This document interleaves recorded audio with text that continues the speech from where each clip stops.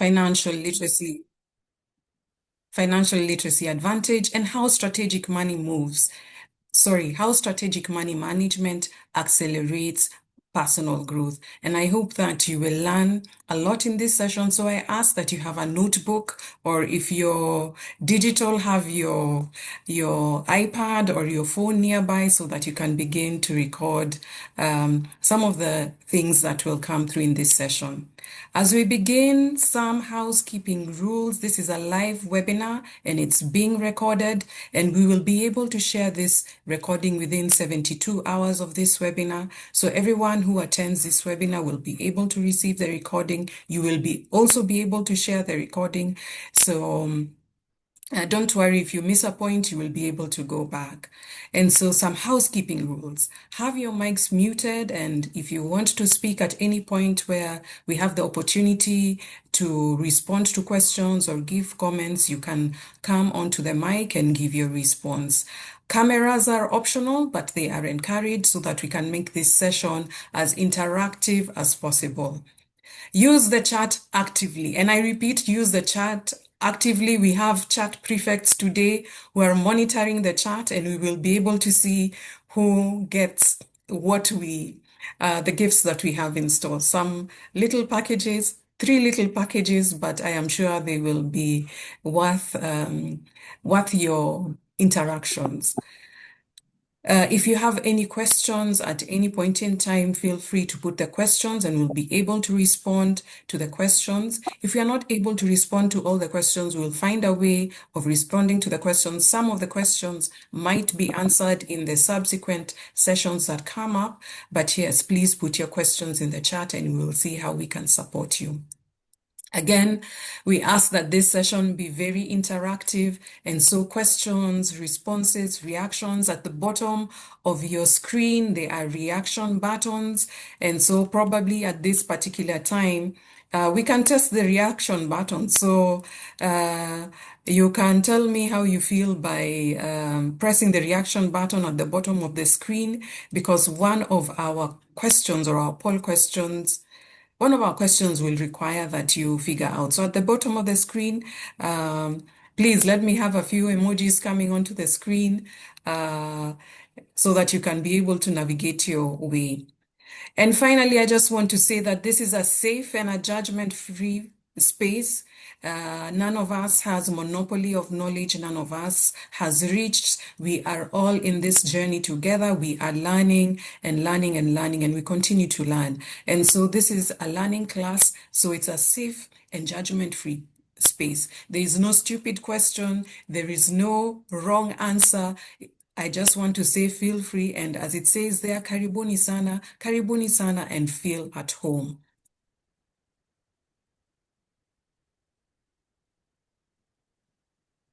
All right, I know there are those who know me and have known me for a long time. There are those who met me in the last webinar, and there are those who are meeting me for the first time. My name is 𝗀𝗃. I'm a financial management specialist. I have over 20 years of experience helping multinational organizations and international development organizations achieve their strategic goals. I am also deeply passionate about financial education, and I've had opportunities to speak, write, and train on financial literacy. And I'm very excited to launch this particular class. We did have a pilot class last year that ran between, there were 2 classes that ran between April and June of last year. And I'm very excited again to have this opportunity just to share this class with you. I have worked with KPMG, 3M, Palladium, USAID, and I am currently the founder and lead consultant at Pennyworth Consulting. My background is I have an MSc in professional accounting from the University of London. I am a certified accountant. I am a BCom graduate from the University of Nairobi, and I salute all my comrades from the University of Nairobi. Nice to have you in the room. I have a diploma and higher diploma from the Management of Information Systems, which is currently known as British Computer Society, and I am currently enrolled at National Financial Educators Council, and I'll be talking about NFEC a little bit later. And so that's me. If you have any more questions you want to know about me, you can shoot them in the chat. I'll be able to answer those I can during the break. All right, this is a 2-hour session. Hopefully, I will take 1 hour so that we can have space for questions, for interactions, and just be able to respond to your questions. But the session overview for today is the financial literacy advantage, how strategic management accelerates your personal growth. And so for today, this is what we want to look at. We want to understand what financial literacy is. What is financial literacy? So that's the first thing that we will be looking at. The second thing is we want to know why financial literacy matters.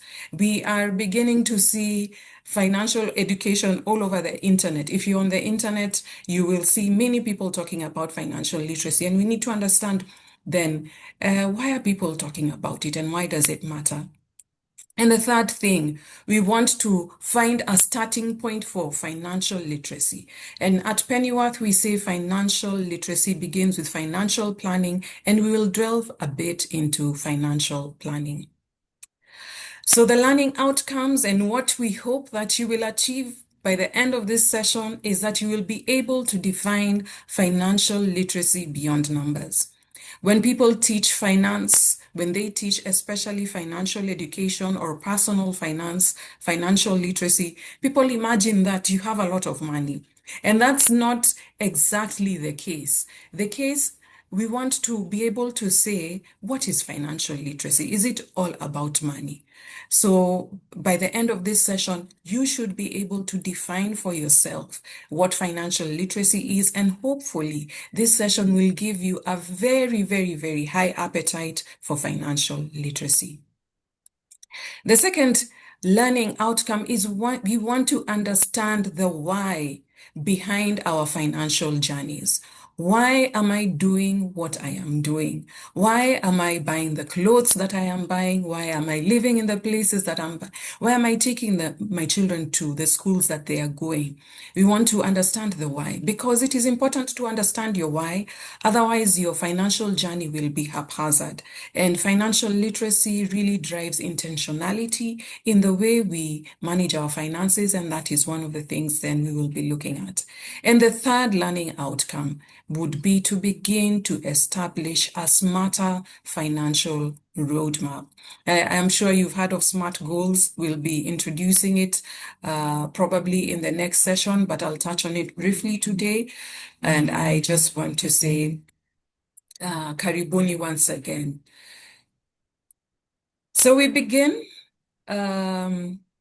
I don't know, at that point, before I just go over, I know that there were people in the chat who had given their expectations. I don't know whether there is anyone else, or maybe we could have one person just come off the mic and say, this is also what I expect to learn in this session. So the floor is open for anyone who wants to even say hello before we get into the very details of this session. All right. I will assume that. Good morning to the entire team. Good morning, David. Nice to reconnect. I personally would just say I'm very honored to be here because financial literacy may mean several things to different people. But I know growing up, this is an area where we were never taught about, and it has had consequences to the younger people who listen to you keenly. And I'm just looking forward to, we say relearning and learning, and just making sure that whatever time left, I'm able to do the right thing when it comes to handling money. So looking forward. Thank you very, very much. And I think this is good. This is really, really good. And I'm just looking forward to learning. Thank you so much. All right. Thank you very much, David. And you bring an important point that when we grew up, and I think one of the mistakes that we have nowadays is because financial literacy or money topics were topics that we never discussed in our homes because it was a taboo topic, and it still is a taboo topic. But as we continue to learn in this session, we will learn that why it is important to talk about it, because people are having a lot of stress, because it's discussions where you just deal with them when you're in the closet. So thank you, David, for that. And I continue to encourage people to interact in the chat. If you want, again, to come off the mic as well, at some point, feel free to stop me, raise your hand, say something. You're welcome to do that. And so just for the benefit of the few who have just come in, I will repeat again the session overview. Today, we want to accomplish 3 things. We want to know what financial literacy is. We want to understand why it matters, and we want to see, where does financial literacy begin? And here at Pennyworth, we say it begins with financial planning. And our learning outcomes, and this is our promise, that at the end of this session, you will be able to define financial literacy beyond numbers. In addition, you will be able to understand the why behind your journey. And finally, you will be able to establish a smarter financial roadmap, which like David is alluding to, you can be able now to even discuss with your families and say that this is where we are going as families, and so that it's not something that's just for an individual. So this is our first subtopic. Again, we have 3 subtopics today. The first one is, what is financial literacy? And because, again, I said that this is a very interactive session, let us get into the chat and let's hear what you would define financial literacy as in just 3 words. So let me read the question again. If you had to define financial literacy in just 3 words, what would they be? Let us see some responses in the chat. And I am not bribing you, but reminding you that there are giveaways for those who participate actively in the chat. Well, there are 3 giveaways, but we encourage you just to respond. And so let us see some responses beginning to stream in. Emmanuel says personal money management. Nick says money management knowledge. Udo says knowledge, discipline, freedom. Any more responses? Those are good responses. I can see a lot of money management there. Smart money decisions from Winnie. Dorothy says ability to manage your finances. Let us see. Dorothy says how money works. Jackie says spend with purpose. Yeah, so those are good responses coming in. Please keep them coming in. Jackie says financial empowerment. Steven says correct financial management. Tracy says understanding how to handle money and your income and your expenses. We have money management. A lot of people saying money management this morning. Udo says planning, protection, growth. Let us go to the second question. So the second question asks, is financial literacy boring or liberating? Is it boring or liberating? And so use one emoji to tell us your honest opinion. We want to know, is it boring or liberating? And feel free to just write boring in the chat or liberating in the chat. Let's see what your reactions are. David Frederick Okello says, financial literacy is planning, growth, and strategy, and he says it's liberating. Another David, many Davids in the room today. David says it's liberating. Emily, liberating. Dorothy says it's both. It's both boring and liberating. Thank you, Dorothy, for your response. A lot of people saying liberating, liberating, liberating. Liberating. I am so glad to see that people are saying that financial literacy is liberating, because financial literacy is usually, when people think about finances, they think about accountants, and they generally think that accountants are very boring people. But I hope this session will make you know that it's not very boring. So Nick says many positionings are boring, but liberating when it lands. So yes, Tracy says liberating, but boring when beginning. And I think Diana says liberating. And I think the boring things are the things that make life. Some things are boring to do, for example, to keep on sweeping your house, to keep on washing things. It might be boring, not exciting like a Nigerian movie, not exciting as going out for a party. But financial literacy, I believe at the end of this session, you will be able to say that it's liberating. And so thank you for your responses. Thank you for your responses in the chat. And the final question on financial literacy is, and this is a poll question, so it's going to be launched in a few minutes. And probably, Nick, you can run that. But the question here is, have you ever attended, before this particular class, have you ever attended a personal finance class or read a personal finance book before? We can have the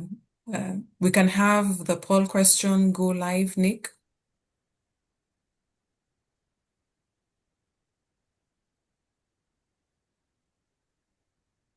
All right. Even as we wait for the poll, you can still have your response in the chat and say, oh yes, there is a poll question. So let us see your responses. I will wait. I see we are 72 in the room.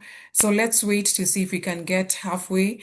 And I hope you can all be able to see the poll and you can vote. So let me give a few minutes for voting as I take just a sip of tea. As Tasha is taking a sip of tea, we were wondering whether it's green tea, slimming tea, herbal tea, but the polls are coming in almost at a tie. Have you attended a personal finance class or read a personal finance book before? And the yeses are leading. The yeses are leading. The no's, not so much, falling slightly behind. Just in case you had minimized the Zoom window, you would not be able to see the poll. And so once you make it your main screen, you'll be able to see the Zoom poll and be able to participate. Clearly, the yeses have crossed the 50 plus 1% threshold. If yes was our president-elect, he would be sworn in very soon.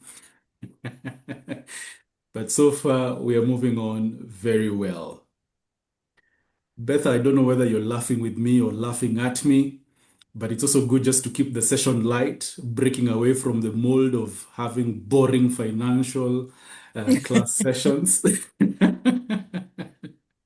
and keeping it locked right here. So 50 out of 68 participants. Jackie, I see you reacting there. Press that emoji button. Let us know how exactly you're feeling even in the session. It's just a good way of making sure that this learning makes sense to us. Joyce, thanks for the thumbs up. We're doing well. We'll be closing the poll in a few. 51 out of 68 participants. That's 75 participated participants. I think that's a very good ratio to work with. And I can see the numbers are slightly going up. Some people needed some bit of engagement, challenge, encouragement there. Remember, there's a giveaway, so you never know. Probably also, the more you participate, the higher your chances of winning. And such is life. But thank you, good people. I think, Tasha, we can be able to end the poll at this point. Where we are currently standing in is 60% says yes. So some knowledge of financial literacy has come through. And 42%, that's also quite a big chunk, saying no, they have not had an opportunity. And these are the people we would like to have in the room. So again, we welcome you, and we do hope that this session will really help you get deeper into that financial literacy for your own personal benefit. Back to you, Tasha.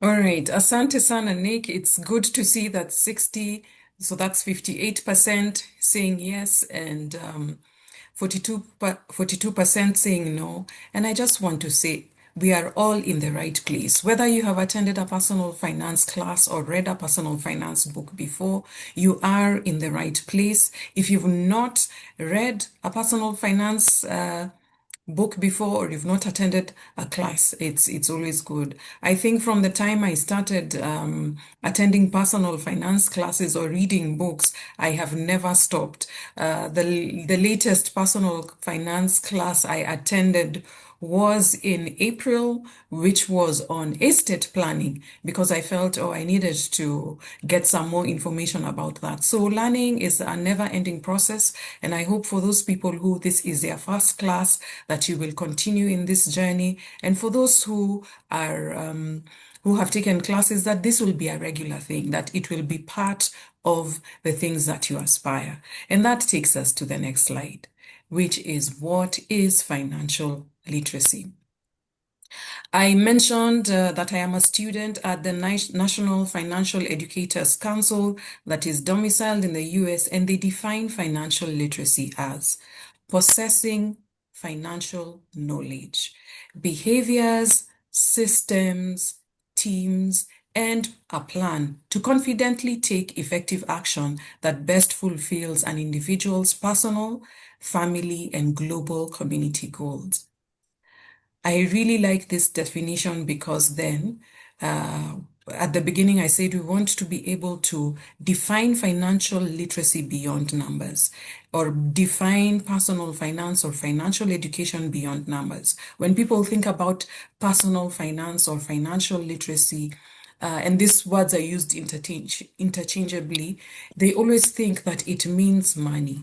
And yes, while money is at the heart of it, financial literacy is about possessing the knowledge. You must have some knowledge about how to manage money. Then there is the behavior. How do you behave when money comes into your account? How do you behave when your salary comes at the end of the month, or you receive an unexpected money? How do you behave when you have been lent money? Do you just disappear and never pay up? So financial literacy is about behavior. And what we are saying, through financial literacy, good behavior can be enhanced and bad behavior can be changed. We're talking about systems, because they say that you do not fall to the level of your goals, but to the level of your systems. So what system do you have to signal that you're running out of money? What system do you have to prompt you that you need to invest? So that is what financial literacy is about. Financial literacy is also about having a team that can help you, because as individuals, for example, I am not strong in fact, I usually say that my interest in the stock exchange is very low.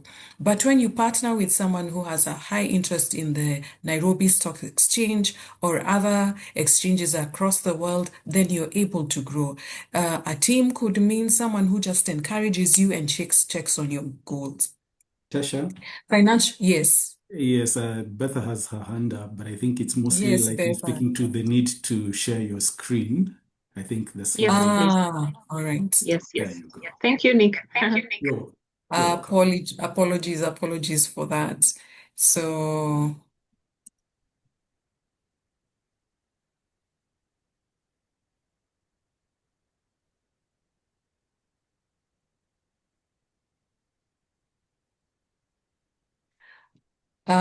so Nick, maybe you can help me. I think I lost my hosting rights.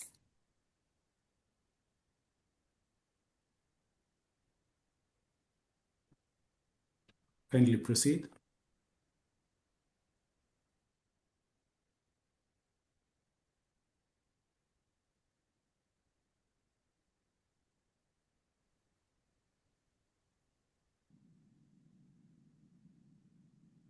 Okay, so let me take again that definition of financial literacy, because this is a very important definition and it's the reason why we are here today.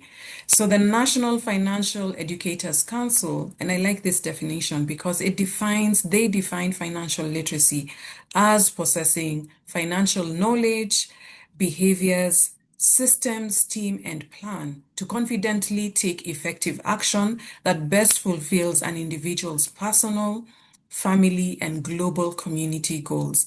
Let me just repeat that. Financial literacy is possessing financial knowledge, behaviors, systems, team, and a plan to confidently take action that best fulfills an individual's personal, family, and global community goals. And I just wanted to say that it's beyond numbers. When we think about financial literacy, it's beyond numbers. So it's possessing financial knowledge. And at the beginning, I said we do not have the monopoly of knowledge. And so what we are saying is that whatever financial knowledge you have, it helps. And what happens when you have this knowledge, you're able to build on it and build on it and build on it. Financial literacy is also about behavior and having behavior that enables us to achieve our goals. So we are moving from deliberating behaviors, we are moving from behaviors of procrastination to active behaviors of pursuing our personal goals, behaviors that help us change our mindsets. We are also saying that financial literacy is about systems. Having warning systems that says our money is about to run out. Having systems that indicate, and a system is something simple like a bank statement or an investment account statement that shows that this is how much this investment is returning, and you can be able to say, let me pull out at this particular time or let me invest more. Financial literacy is also about having a team that can be able to support you in areas where you are weak. For example, if you have challenges with debt, then you can have people who can walk with you that debt journey. If you're not good in shares, then you can subscribe to a coach. A team is also online material. There's a lot of online material that can help us. And finally, financial literacy is also about planning. Having a plan in place that enables you to take that action that best fulfills your personal, family, and global community goals. And so, as we are saying here, financial literacy is not just about ourselves, but it's also about our families. It's about the communities we belong to. So I hope that definition is clear and it's near a lot of the responses that came into the chat. I want to talk a little bit about the National Financial Educators Council, and this is what they do. It's an organization that is committed to advancing financial literacy, and there are many organizations across the world, universities, organizations that advance financial literacy, financial planning, and of course there are other defined professions that are dedicated to the management of money. So I just wanted to just mention a few things that the National Financial Educators that is domiciled in the USA, what they do, their focus area is setting high standards for financial education. They certify qualified instructors and financial coaches, and I am currently in that journey. They develop high quality educational content and curriculum, and we do have, as members of NFEC, we do have access to that, and they advocate for widespread financial wellness through community events. And one of the things I just thought to mention is about Financial Literacy Month. Financial Literacy Month is observed in many developed countries across the world in April. For example, in the US, this is in April. This is also in some other countries. Some countries observe Financial Literacy Month in the month of November, and there's usually activities to sensitize people about how to manage their money, to help people navigate difficult situations.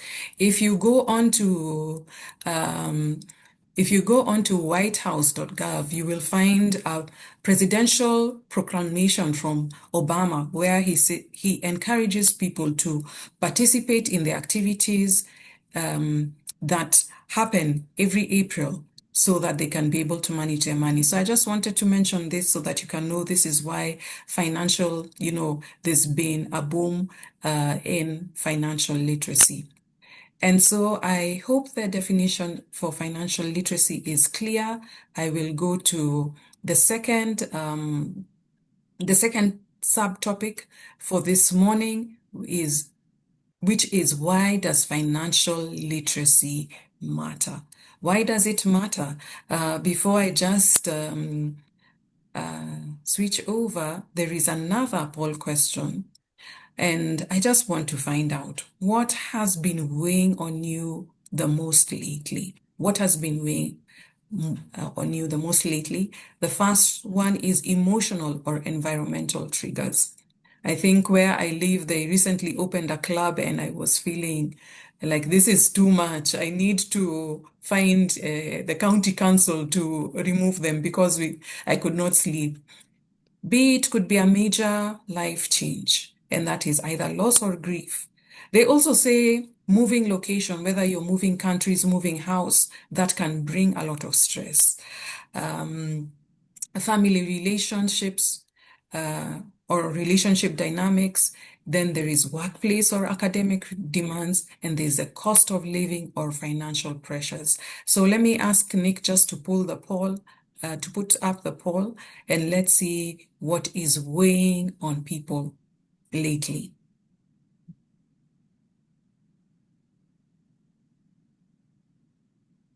So again, the poll is up and running. Take time. I'm sure probably you're sitting down and saying, I'm being weighed by all these things. Well, that would be a very big challenge. And I can see Dorothy has actually just agreed to what I've said. Dorothy is saying all. But I think if we focus on the question a little bit more, it says, what has been weighing on you the most? So that basically just means out of the options that we have on the screen, which one, if you could pick one. And I'm sure as the sessions continue, we'll be able to move. I can see Eunice saying they can't see the poll. The thing is, if you had minimized your Zoom window and probably all you could hear was Tesha speaking, you may need to maximize or put that the main screen on your laptop. If it's on your phone or tablet, still almost the same thing, then you'll be able to see the poll and answer. But just in case you can't, we don't want to lock you out. You can continue also and poll on the chat. Just let us know which one of those is, just so that at least we can also have your feedback in. And I can see many people are really crying out on that last option, the cost of living and financial pressures. I don't want to say that this is just a Kenyan thing only. It may sound like one, but I guess majority of us are really feeling the cost of living or financial pressures. Yeah, Eunice, I agree with you as well. All, but mostly the fifth one. And it's almost like a summary of everything that we are really feeling is burdening or weighing on us as much in comparison to other things around life. And I think the jury is out on this one, Tesha. For those who are not able to put their feedback on the poll, Frederick included, is just saying E, that last one. That last one is the monster that many people are currently dealing with. Winnie Oyuko says E weighs in very deeply. She's decided to add almost like an emotional weight to her feedback. And that is quite something to take note of. Thank you, Winnie, for your feedback. It's really encouraging that guys can be vulnerable enough to say, this is what is really putting me down or weighing on me. It's not an easy thing, but I believe we're still in the good place to be able to see how best through the sessions coming through can this be dealt with. And so at this point, then allow me to end the poll because I believe majority of us again have been able to poll and then be able to share the results and hand it back to Tesha.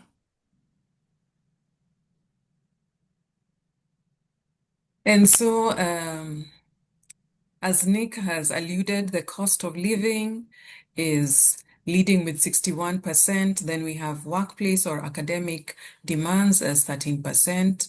Then family or relationship dynamics and major life changes come in third place. And the last one is emotional or environmental triggers. And so we see why there is a case for us to know how to manage the cost of living, how to manage financial pressures that come our way. And that is why there is a surge in the teaching of financial literacy. Now, according to the American Psychological Association, the top 5 stressors are, and it's what we have just had in the poll, is internal or environmental triggers. And internal and environmental triggers would be our own personalities. If you're a perfectionist, if things are not straight, and I mean if the curtain is not straight, if the road is not straight, if the plate at the restaurant is not well kept, you just get triggered. It could be things in the environment, whether it's politics, whether it's dirt, whether it's noise. That is a top stressor, and it comes in at number 5. The other one is major life changes, and I think I just mentioned it a few minutes ago. And major life changes would be you're dealing with loss of a loved one, health challenges, chronic illness, or again, moving location. Moving location is very stressful. You're moving to a different country, you're moving to a different neighborhood, and you just need to adjust. This comes in at number 4. Number 3 is family or relationship dynamics. So marital issues, isolation because you are single, or you're just having to take care of a loved one, then that becomes the third stressor. The third stressor. The second stressor is workplace or academic demands. Too much work, whether it's at work or whether it's in school, office politics, traffic, little pay. So just many issues at work comes in at number 2. And the top one is the cost of living or financial pressures. And I think our poll just made this very clear. And this is not just by American Psychological Association, but last year Infotrack ran a survey on Kenyans, and 50% of the Kenyans said cost of living and financial pressures were weighing heavily on them. In second place was workplace and academic demands. In third place was not exactly family or relationship dynamics, but the youth were feeling a lot of pressure. And I guess, well, it falls under family. So this top 5 stressors are things that stress us. But today we focus on the cost of living and financial pressures. And I want to be able to, let's define, let's understand what exactly is financial stress. So Bankrate, which is a consumer financial services that runs surveys every occasion, ran a survey at the end of 2025, a money and mental health survey, and they define financial stress as the feeling of worry or anxiety over money. Where will I get the money? Feeling of worry or anxiety over debt. How will I pay my debt? And feeling of worry or anxiety over various expenses.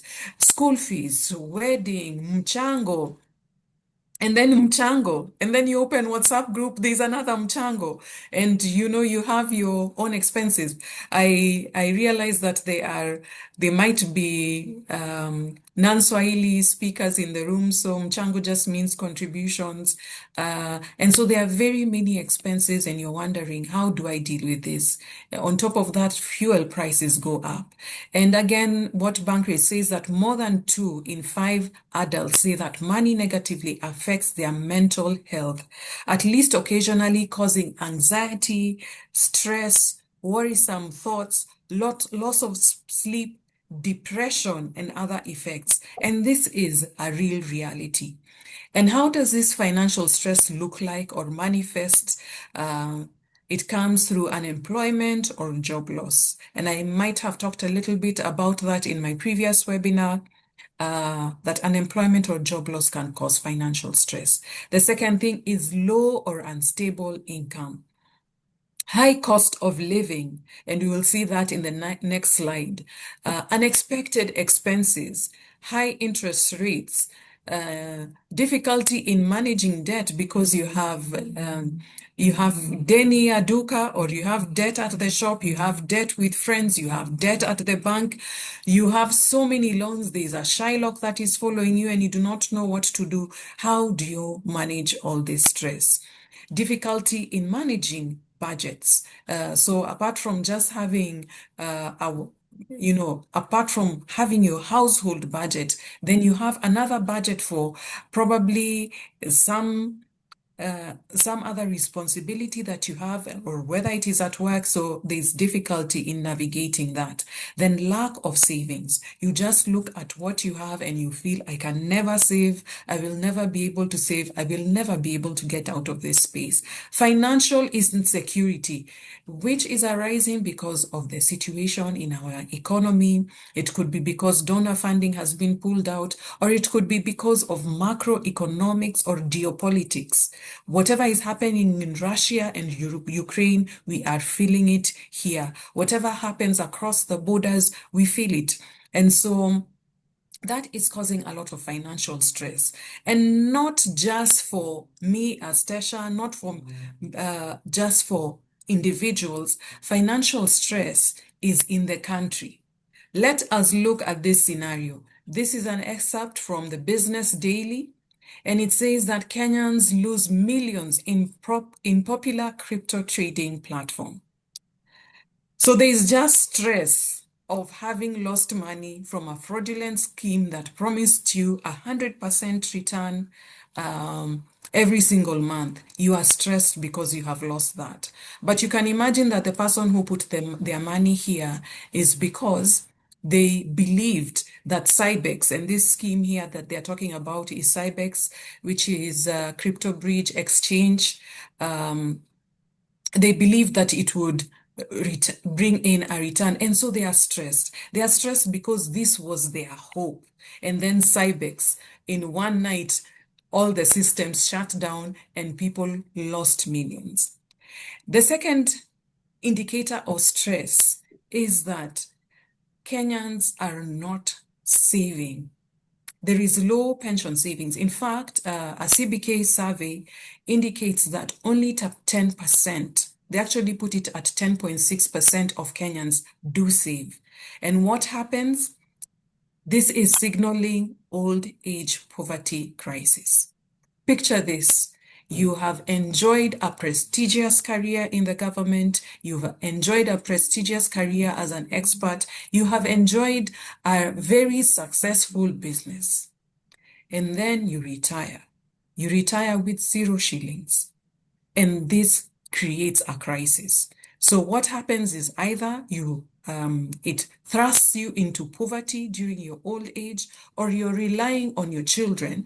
And we know nowadays that even the dynamics have changed. Children are now beginning to rely on their parents, and our children's children, that is our parents' grandchildren, are beginning to rely on our grandparents.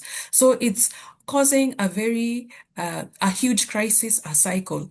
Old age poverty, modern day poverty, and so low pension savings. And those are things that we need to begin to think about. And then the last thing is that we are now experiencing stress because I've just talked about macroeconomics and global issues and the high cost of living, and our fuel prices recently went up, and it has pushed inflation to a 28-month high, meaning that in the last 28 months, this is the highest inflation rate that we have ever had. And so this is causing stress. And so some of the questions that we are asking today, is there a literacy gap? Is there a literacy gap? Because why would we put our money in a crypto trading platform? I know there are people who say, kama haujui kushuka matatu inaenda mbio, which means you need to have the ability to figure out, let me make my returns quickly and get out. But is there a literacy gap? And should we be putting our money in such platforms? The second thing, is there a literacy gap? Because we are going to retire. So how are we beginning to imagine that we are going to survive during our latter years? And finally, there is then inflation? Or does it mean that some of these things are beyond our control? Before I go further, I just want to bring up the definition of financial literacy again. And financial literacy, I know we've just talked about a few problems, but I just want to bring us back to what the definition of financial literacy is. It is possessing financial knowledge, behaviors, systems, team, and a plan to confidently take effective action that best fulfills an individual's personal, family, and global community goal. So financial literacy will help you in this way. Financial knowledge. Inflation is at 6.7%.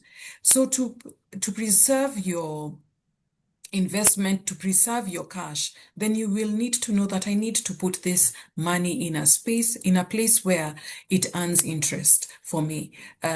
So that if central bank is giving between 12 to 13% in treasury bonds, then at least I can make a return. It could be that the financial knowledge is knowing that if I put this cash into a business, or if I'm trading in gold, for example, then I will get a return and it will preserve my cash. And the reason for, now that we're talking about inflation, sometimes we do not see inflation. We do not see prices rising. But let me talk about matatus. The reason why matatus are called matatus is because it was, if I'm not wrong, it was 3 cents or penny tatu that people were using to pay for matatus. And so look at the cost of matatus today. It is not in pennies, it is in shillings. And so that is what financial helps you know, that I need to invest this cash. Financial literacy also tells you about behavior. It tells you about behavior. It says that, yes, I'm out of a job right now, but I know that if I do not look for work, or and maybe I cannot find work, or if I don't get into business, or if I don't sell an item, then I will go to that position where we are talking about old age poverty. So financial literacy says, let us look at how we can behave for our own benefit. Then there's also systems. So systems. Watching news is a system.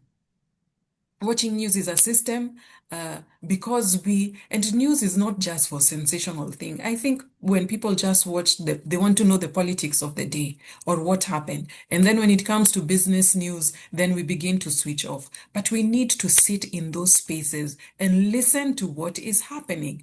The other day, there was the Kenya mortgage refinance bond that was listed. And I remember just thinking, how did this pass me? I saw that they closed it and I said, how did this bond pass me? And it was because I've not been watching news, to be honest. I watch a lot of movies. I will not say what kind of movies, but then I said, oh my goodness, I sacrificed news time. And so I was not able to see what is happening in the economy. So news is a system. Being in forums like this, being in seeing what is happening at 𝗧𝗵𝗃 for example, is also a system where you can learn.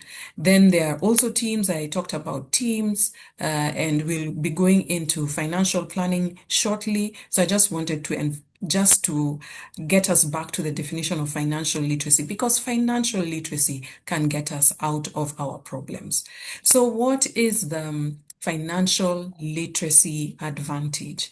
The financial literacy advantage, and I see the marking on the screen there. I just want to I want to say, and I saw Gladys ask in the comment whether the slides will be shared. So what we will do, we will share this webinar within 72 hours. So you do not need to worry. It will be a permanent record, which you can always refer to.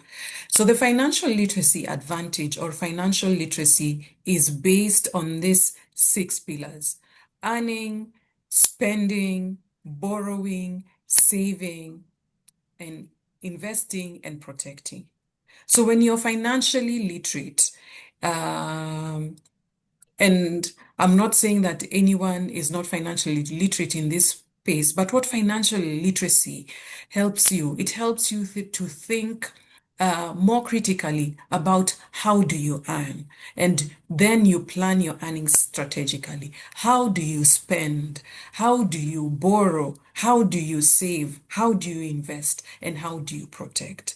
And some of the goals would look like, I want to earn so that I am financially stable. That could be one of the goals. And so financial literacy can help you in that sense and say, I want to plan out my career in such a way that I will be financially stable or I will be financially independent. Financial literacy can also help you determine how you are going to work out your business. So whether you're in consumer goods, whether you're in the service industry, then you can use financial literacy or the knowledge that you receive for your advantage. Spending also improves, so in terms of spending, then you, apart from just spending, you know, sometimes when people think about budgeting, let me say, especially budgeting, we feel that budgeting is about choking ourselves and kujinyima kabisa. And yes, there is a space and a season for that, especially if you're having very many financial issues. But your budget can also help you improve your quality of life. You can budget for things like further education, you can budget for holidays. And so when you are financially literate, then you're able to put all these things in context. Borrowing, financial literacy can also help you manage debt and manage both good and bad debt.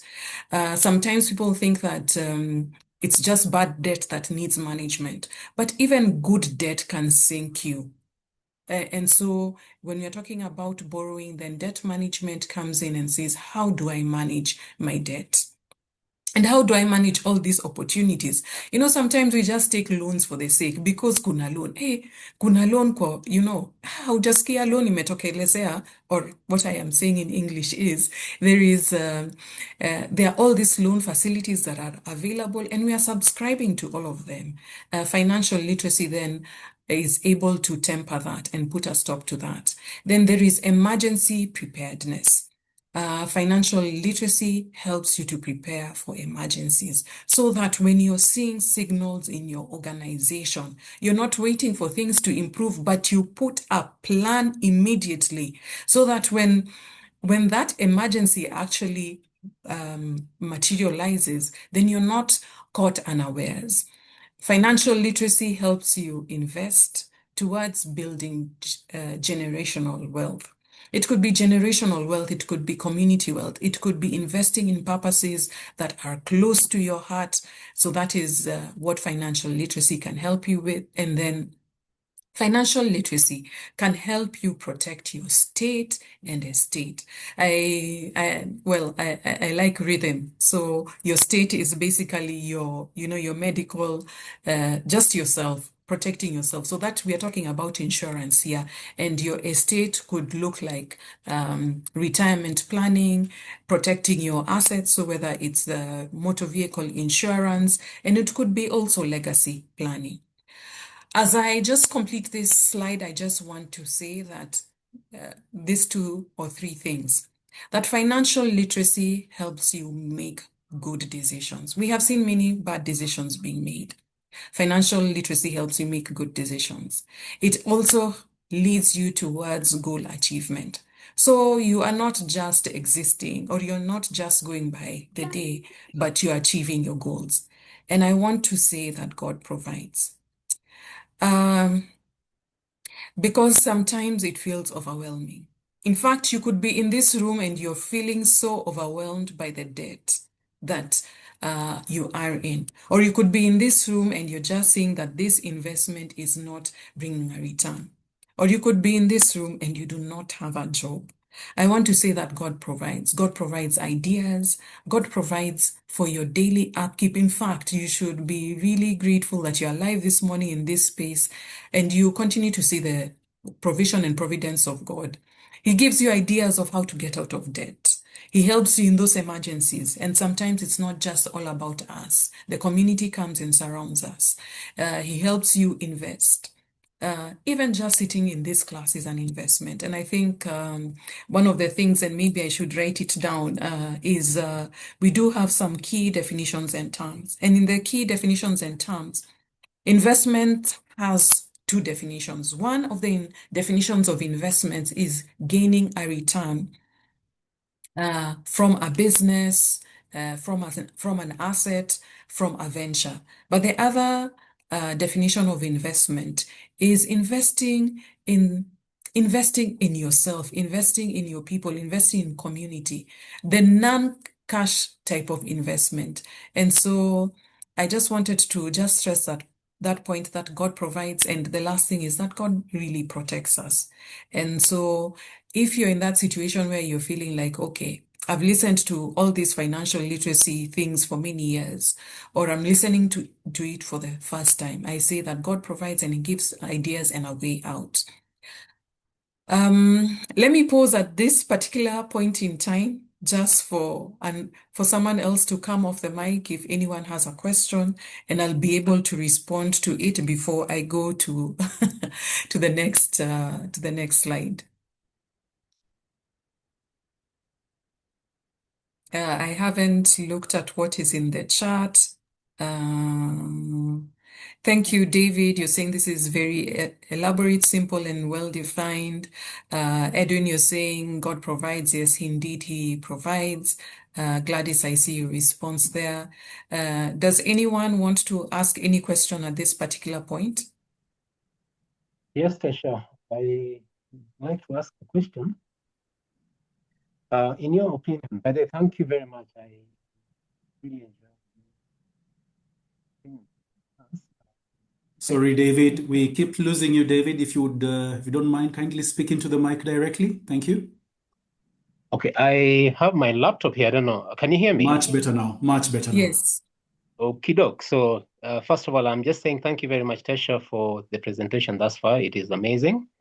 So my quick question is, in your opinion, do you think that our socialization growing up has made us silos, people who keep too much to themselves and are not able to find a sense of community or a way of joining hands to try and improve a lot? I know money is a very private thing, but to what extent do you think that some of the things we're learning here would have more impact if, say, there's a way of more collaboration amongst us, even when we're going through some of these challenges? Thank you. Thank you. Thank you, David, for your question. And yes, I know in the African society especially, we don't talk about money, but I think we have seen the problems that we can all speak. We've seen problems in our communities, in our neighborhoods, in our own families. And when we talk about money, we begin to have ideas. In fact, let me talk about something else. Let's say when we talk about a project, it could be a cooking project, it could be any project. When you're together, you see how many ideas come out of it. So you can imagine when you sit together in a group and you're just discussing money, there are so many ideas that could come out. In fact, you would be listening to somebody and say, oh, you mean I can put money in a circle? You know, some of us have never even heard of, I remember in one of my sessions, there's someone, I kid you not, who had never heard about an emergency fund. And so I think what we can do going forward is begin to have these conversations with our children, have these conversations with our friends. If you are an accountant, please, and I think accountants do have the knowledge, the schooling, begin to have this information. I mean, begin to have these discussions in your homes and in your families, because it really does help people. And that is what I can say. And sometimes I know one of the things people don't talk about is the things that we are going through. We don't want people to know that we are failing. For example, we are failing in our finances. But in my journey from the time, and if you've not watched the webinar, I encourage you to just go back, and I'll reshare the link for the last webinar so that you can listen to my story. Sometimes we don't hear those bad stories. And so we think that everybody is doing well. But when you hear a bad story, it teaches you something. It's not necessarily that the person is sharing They are sharing because they know that there is a way out. And so I think we should make our families safe enough for people to say, I am going through this and I need help. But in those spaces, we also need to be responsible, because I tell you that they are in spaces where you just know that you cannot help somebody because they are either always trying to hoodwink you, to con you, they will never pay back. And so also in families and in family meetings, then we need to begin to call out behaviors that are not, not right. Let us have this conversation. Sometimes it's difficult because money is a very emotive subject, but we need to begin to talk about it. I mean, we talk about money at work. We talk about money in our businesses. Why can we not talk about our own, just our own personal finances? I also want to say that there are very many forums where financial literacy is discussed. And so by beginning to engage in these forums, then we begin to demystify and we begin to remove the what is it called? We begin to remove maybe the privacy or the shame or the protection that is around, cash. And I encourage people to also just invest. Sometimes we feel like we see something on financial literacy and we feel it's so expensive. But for me, every time, like earlier this year, I mentioned I went for a training on succession planning. And I went because I want to be able to know, how do I, as an individual, also manage my estate, even if my estate is just probably my car. How then do I manage that? Because maybe in future, God will give me something bigger. David, I hope I have answered you. I know I've said many things in different ways, but yes. Perfect. You're spot Yes. But the starting point is, let's begin to have those conversations. Let's also find safe places. There are professionals out here who are available to speak to people on finances. So there are three categories. There are doctors who will deal, sometimes finances take us to the level of psychiatric issues. So that one, you need to see a psychiatrist so that they can be able to help you. But before getting to a psychiatrist, you can see a counselor who is trained and they can speak to you on how to manage finances. And then there are qualified professionals. Qualified and experienced professionals go hand in hand. Qualified professionals who can help you, let's say, work through debt. A qualified professional who can help you think through investments, so then that you're not being caught up with 𝗍𝗵𝗃, or you're not being caught up with pyramid schemes, or you're not able to evaluate an investment. And so, yes, that is what I can offer at this point. And thank you, David, for this question. I see David is really campaigning to get the gift.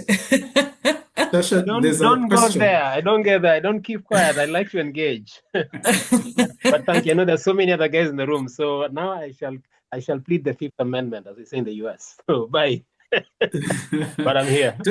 Thanks, David, and thank you for keeping this active and live.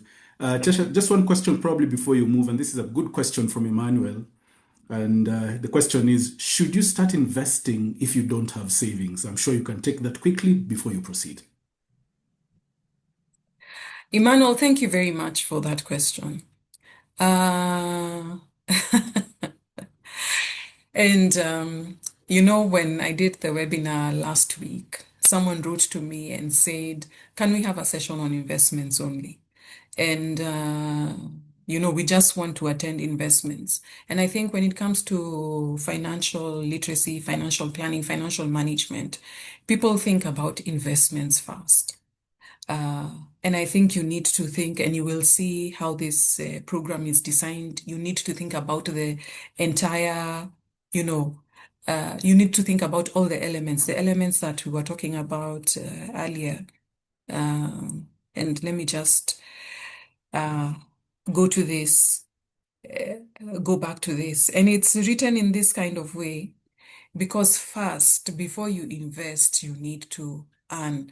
you have to have a basic earning capacity. So whether this money is coming from your business, whether it is coming from employment, or if you're a student, if this is coming from your parents, then you have to have that earning capacity. So let me just go back a bit on this. Then from earning, then you're able to spend and figure out, what your spending is. Then borrowing might come here and there. Then you have to save. This is outlined in this order because before you invest, you have to save. Saving and investing go hand in hand. In fact, week 5 is on savings and investments. It is put together. And I know we will have a guest speaker who will facilitate that session. I've also facilitated that session before, but for that, I say you must first be able to earn, and so that you can be able to save. And when you're able to save, then you're able to invest. Because that means that if you're investing, then you're investing from a point of debt. And that can bring you down if you're investing from a point of debt, if you have not figured out how you're earning, if your savings is not considerable. A couple of years ago, I listened to someone.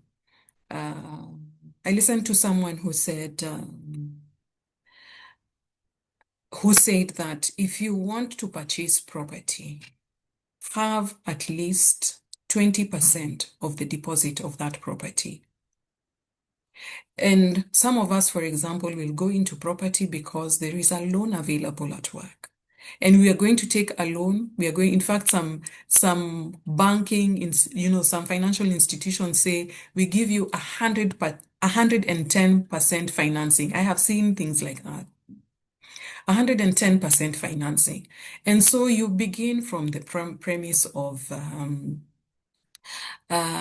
you begin investing with 110%. And I kid you not, when you calculate, and this one I am saying, I have done the calculations. When you do the total cost, it always comes to 3 times the amount. So if you took a loan of 10 million, by the end of the time, you will be paying 30 million. And so savings helps you so that when you're purchasing a house, if you have 20%, 50% towards the deposit, then it helps. I know sometimes we feel like we are running behind, that people are already doing many things out there, and so maybe I need to be with them. But I encourage each one of us to save first before we invest. I also encourage each one of us to understand these 6 components. In fact, if you can take a screenshot of this, I give you permission just to take a screenshot so that you have this in order, so that you know first I must earn, then I must spend. Then when it comes to borrowing, you must ask yourself, is it absolutely necessary that I borrow? And if you're borrowing, then you also want to ask, then what is the lowest interest that I can get? And let me just talk about borrowing again. Well, there's a session on debt, so let me not, and probably I'm running out of time, so let me jump that. But then you must save. You must save, and you must save, and you must save. And I will be talking about saving a little bit later. Then you can go to investments. And when you're going to investments, please, Emmanuel and everyone in this room, understand that investment. Sit with someone so they explain to you and say, is Cybex okay? If there's a crypto coin, or are they called crypto coins, or if there's a coin that has come, I don't do cryptocurrencies, and I'll talk about that maybe in a future. Not that I have anything against cryptocurrencies, it's just that I attended a session, I sat in for that session for 4 hours, and I was sold, and then I opened my crypto account, and everyone's address was xyz123@gmail.com. ZZZ plus XYZ@yahoo.com, and I said I cannot be in a platform where people are anonymous. So you have to understand, investing, the investment that you're putting your money into. And then again, the last one is protection. It's last, but it is the fundamental pillar of personal finance, because they say that your entire estate And estate, when I talk about estate, I'm talking about assets, can be wiped out because you did not protect yourself. And so insurance is very necessary, and we'll be looking at some elements of insurance in week 6. And so, Emmanuel, I hope I've answered your question. I know we have a few minutes and I'm trying to keep time. Let me go to what financial planning. And so we say financial literacy. At Pennyworth, we say financial literacy begins with financial planning. And so here at Pennyworth, what we are offering is the financial planning sessions. And before I talk about the financial planning sessions, let me talk about Pennyworth. Pennyworth is a concept that came up in I had looked for a good name. And in 2024, Pennyworth came up, and I have been on Instagram. I've been on Instagram for many years. I have occasionally, from the time I got into my debt situation, that was in 2007, I have occasionally written on personal finance. I have carried out a survey, which I hope one day I'll be able to share properly the results of that COVID survey that I was it a survey, or it was actually focused, deep interviews with people on their experience on COVID. And so I have written here and there on personal finance. I've had opportunities to speak and train on personal finance. And so in the process, again, I mentioned this in the last webinar, the financial planning sessions came up in a discussion with my sister. And later we did have a pilot group, and I'm really glad that you're having this. But before, again, I go into financial planning sessions, Pennyworth then was officially born May of last year, where I registered the business name. And in December of last year, the company was incorporated, and we are still in our setup stage. I have a team of people who have been supporting me, and so you will see some of them in the front, like Nick and Betha. There are people in the behind the scenes. We have 𝗵𝗶 𝗙𝗶, Caroline, Gotho, Joseph Kinamani, who have come just around just to be able to support this process. And I'm very grateful. And a lot of other people who are, I have a good friend of mine who keeps on sending me, actually 2 friends who keep on sending me messages of this is what you can do and this is what you can do. And so, yes, Pennyworth is here. Pennyworth is a strategic financial management and training solutions company that provides services to individuals, organizations, and groups on managing their finances. So that is what we do. And so there are those 3 components: individuals, groups, and organizations. And we do the whole spectrum, because a lot of us are in the finance space, and the people that we are engaging are in the finance space. But our flagship product is the financial planning sessions. And what is the financial planning sessions about?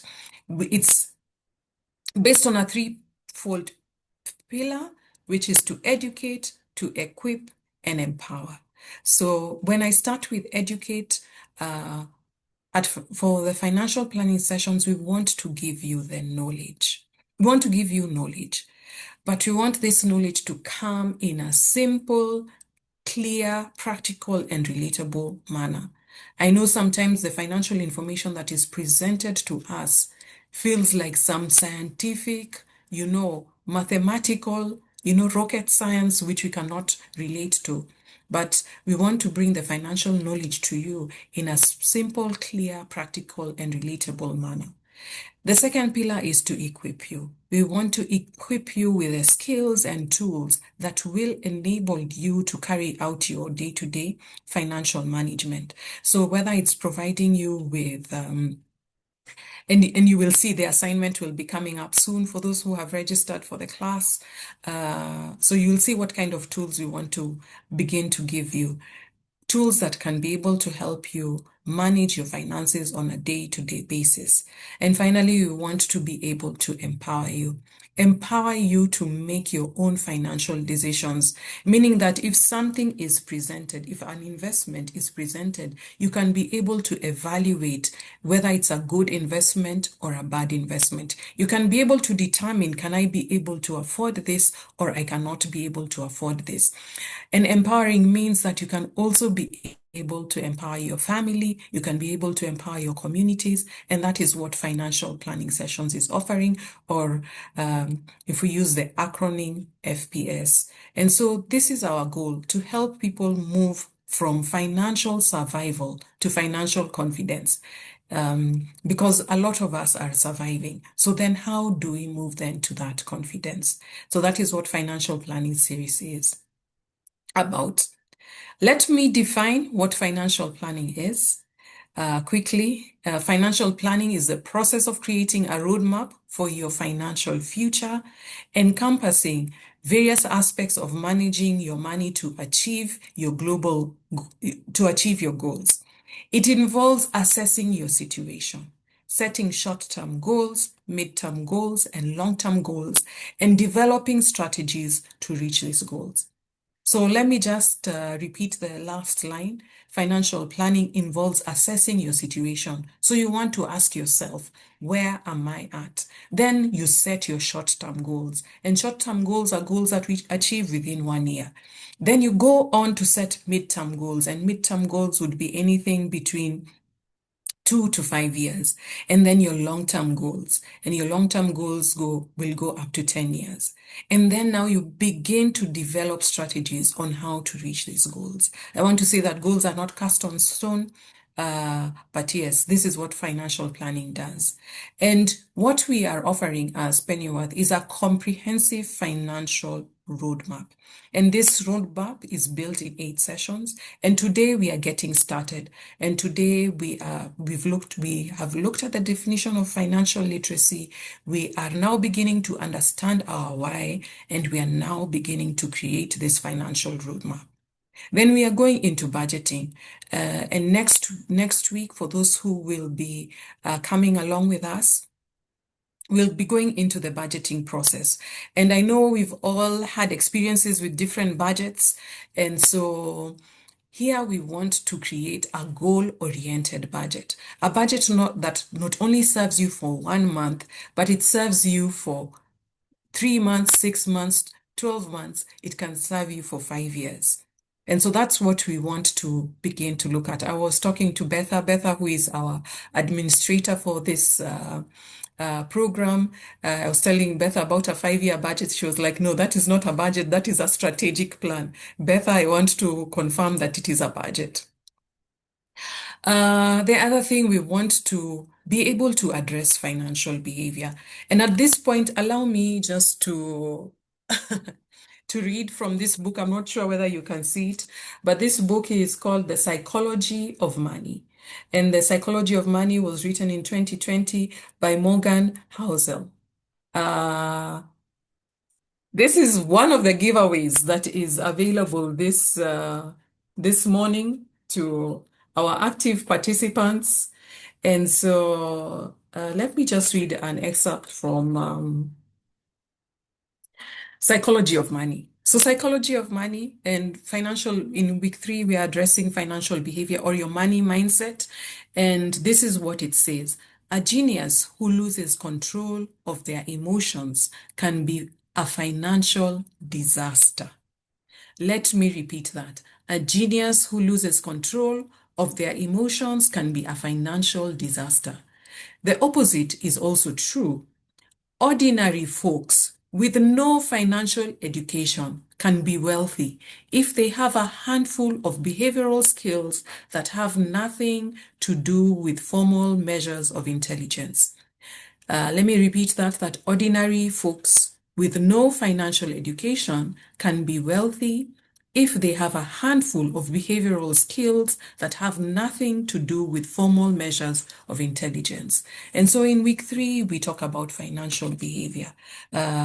and we are about good behavior. We are about ethical behavior. We are about good citizenry. So that is what we talk about in week 3. And in week 4, it's about debt management. And so navigating both good and bad debt, because I said good debt can also sink you in the same way as bad debt. Week 5, savings and investments. We'll have someone who will come in and speak to us on savings and investments. I did mention his name in the previous webinar, 𝗬𝗵𝗲 𝗙𝗶𝗃. I have known Samuel for very many years. We've been in an investment group together, which now is a fellowship. But he has taught us in the group a lot about savings and investments. And so he will be coming in just to take us through that session. And for those who sign up, this is a session that you will not want to miss. Protection planning is about planning your state and estate. So we are talking about medical insurance, property insurance, retirement planning, because retirement actually falls under insurance. And we are also talking about estate planning. And I'm not sure my lawyer is in the room. I spoke to her yesterday or the day before yesterday, and she will be hopefully will be coming through in week 8 just to talk to us about real estate and just the legal process of that.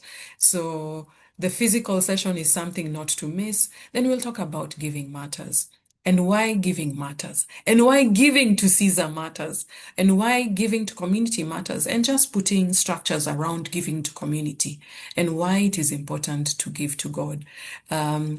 One of my favorite sessions as well. And then the last one is last year we called this accountability and support, but this year accountability and support continues to be accountability and support, but it will be a physical workshop, and it will be a full day workshop where we have experts coming in. I've already talked about an advocate coming in and just speaking to us about the legalities on property. We will have someone who is experienced, a guru in the Nairobi Stock Exchange. We are hoping to get people who have been in SACCOs and people who have been SACCOs, people who have experience with treasury bills and treasury bonds. And so that will be a very nice session, and it will be a nice session for those who sign up, for us also to interact in person. And so this is how the comprehensive financial roadmap that we are offering sort of looks like, and it touches on our financial goals. And so what is a goal? A goal is an objective or target that someone is trying to reach or achieve. A financial goal is a SMART target aimed at, and I'm sure you've all heard about SMART, and we'll be talking about SMART criteria in the next session. A financial goal is a SMART target aimed at improving one's financial situation or achieving a desired financial outcome. And financial goals are a key component of financial planning that helps individuals manage their money effectively. Let me repeat. Financial goals are a key component of financial planning and helps individuals manage their money effectively. I have just remembered, and I just mentioned 𝗬𝗵𝗲 𝗙𝗶𝗃 coming in to take the session on savings and investments. But let me talk about that group. We were called Thrive. We are still called Thrive, and Thrive stands for Together Harnessing Resources and Investing in Viable Enterprises. And so that was our dream. We continue to be friends. We continue to meet quarterly, both physically and virtually. And in one of those sessions, one of our chair at that time, Pastor Eric would tell us to write our goals down. And I used to think, what meaningless exercise is this? But that goal-setting exercise became something that I did every single year. And it moved from just setting goals around finances, but setting goals around my spiritual goals, my physical goals, my social goals, my professional goals, and then a financial end. This year, I added a sixth category, which is entrepreneurial goals. And so goals are an essential component of planning, not just financial planning, of planning. And it helps us not just manage our money effectively, but also our lives effectively. Allow me to stop at this point and ask you to go into the chart. As I have said, this is one of the giveaways, psychology of money. You want to be in that chart urgently. So this is what the question says. If you could travel back in time, which single financial goal would you prioritize? Let us have some responses in the chat.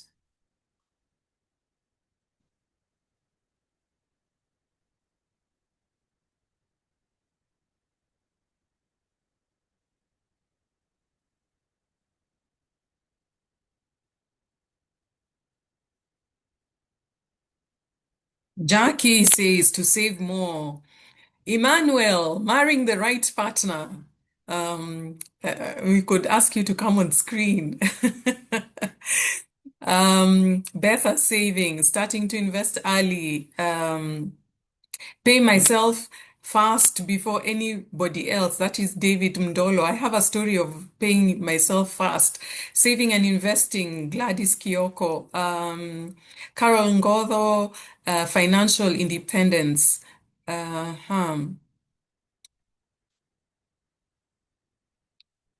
Evans Mburu. Evans, very, very, very nice to see you. I would register my business and get a bank account for my business. Evans, I believe, is a Gen Z. It is so good to see you, Evans. I will be touching base with you on a couple of things after, in the course of the week. We have JJ saying save and invest early. Emily, put more money towards my pension. Elwin, spend and invest. I like that part for spend and invest because we need to plan out our spending. And we also, because we are living this life, we need to improve our quality of life and enjoy it. But we need to also do it within moderation. Amboko, nice to see you again. Entrepreneurial skills, Charlene, invest, save from my first paycheck. We have Farida saying start financial and self-planning early, invest and self-love as well. Aika, have a financial plan. Pamela, start saving early. Ori, get an understanding of money. Sylvia talks about financial planning, saving and giving. John, that's a good one. Sylvia, saving, investing, and investing in further education. Good. Further education is always good. Wise spending and better planning. Tracy says she's still young to travel back in time, but I would minimize unnecessary spending. And Tracy, I am so glad that your father has brought you to this class. Please say hello to him if he's not here. Jackie says more better investment decisions. Wangechi, nice to see you. Save consistently.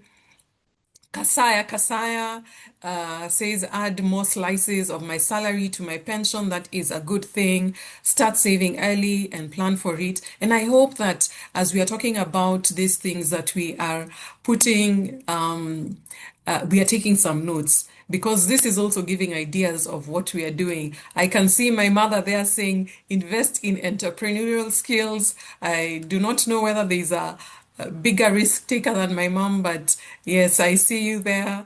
Mishek says diversify investment vehicles. Nice to see you, Mishek. So there are very many here. Saline, operate a strict budgeting program. Saline, I am telling you, I had years where I was on a strict budget. Strict budget. Mary Brown, make decisions on investments without fear and procrastination. Procrastination is huge. And for the people who signed up for this class, I know that you You have received my email saying that one of the things that you require is a must for this class is a notebook that you write reflections from these sessions, and you also write actions that you're going to take. Because what happens to us Kenyans? We go and and I know that there are also Tanzanians in the room, and I know there are people across the borders who are also in this space. But what happens is sometimes we go and we listen to something and we are excited, we are motivated, we are challenged, and we say, and I've seen some of the responses that this was a good presentation. But I hope in this presentation that you will say, maybe one of your goals will be to invest in financial literacy. I hope that, as Aika is saying, have a financial plan, that you will actually begin to put down a financial plan. And it doesn't have to be sophisticated. It just has to have a starting point where you say, today I begin. And so thank you so much for everyone who is in the comments. So let me tell you, if I was to travel back in time, the one thing that I would do is save. And I see many people have put saving in the comment. The one thing I would do, I would save. And because we are talking about goals, and you can see that I am in red, 22 years later, you can begin to write in the chat what you think happened 22 years later. But 22 years later, Arsenal is now a champion. Well, not in the Champions League, but the Premier League, they have taken the cup. So if you are an Arsenal fan, please, and you've not put an emoji, please let us take 1 minute to celebrate this club, because after 22 years, they have come. Yes, thank you, thank you, thank you. Yes, Emmanuel, yes, I had to. But what we are not seeing is what has happened in 22 years. In 22 years, Arsenal has never missed a Premier League. From the time it started, I think the Premier League was established in 1992 or 1995. Arsenal has consistently been a participant in that league. In the UEFA Champions League, Arsenal has been away for a 4-year break. And that was during Arsene Wenger's term. But when Mikel Arteta came in, Mikel Arteta transformed the club, and we have the cup. Arsenal has also established the Arsenal Women's Football Club that is doing well. When you look at their financials, and I was looking at their financial statements, I believe their auditors are Deloitte. They have a healthy balance sheet.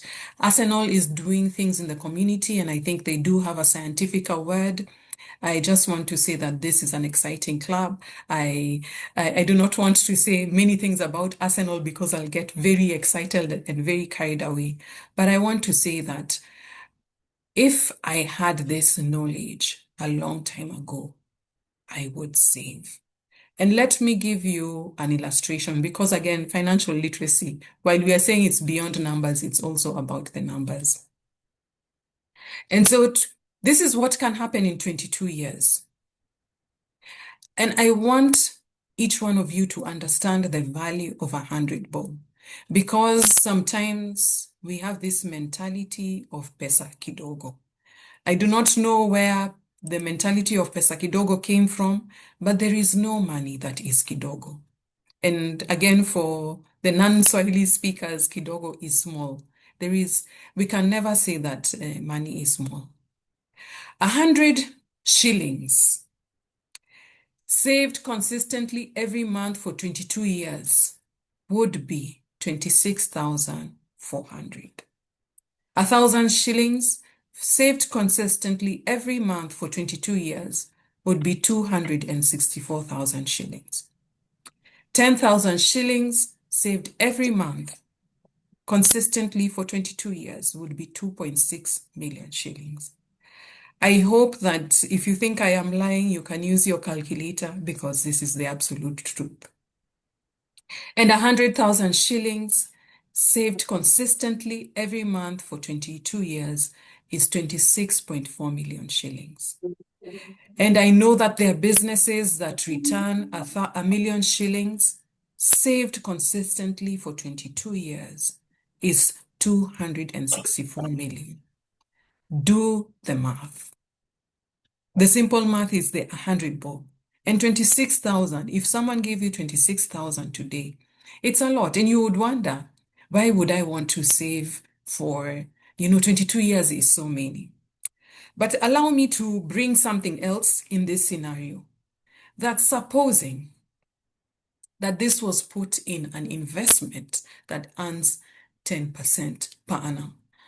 I know, for example, like now the Treasury bonds are going between 12.5 and 13.5%. We have Treasury bills going between 8.5% and, well, it's in that range of 8.5%. The investments that are giving more, some are slightly less, but let us work with 10%. If this person put their money